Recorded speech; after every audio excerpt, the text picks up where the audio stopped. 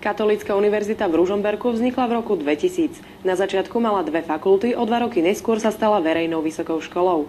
Profesora Borisa Banáriho dnes vo funkcii rektora vystriedala nová osobnosť. 23.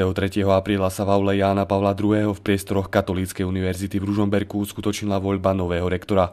V tajnom hlasovaní Akademického senátu zvíťazil profesor Tadeusz Zasepa. Ten na univerzite pôsobí od roku 2001 na katedre žurnalistiky. Je to veľká vec, taký pocit šťastia aj zodpovednosti.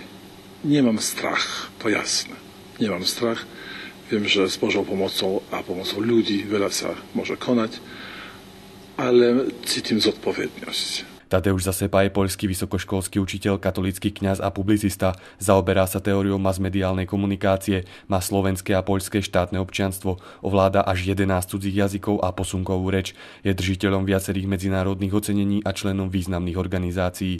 Vydal niekoľko desiatok publikácií. Teším sa, že možno, že Slovensko je prvá krajina v Európskej únie, ktorá sa odvážila voliť rektora zvonku. V roku 2001 bol kandidátom Nobelovej ceny. V Ružomberku chce vybudovať novú univerzitnú knižnicu a tiež právnickú a ekonomickú fakultu.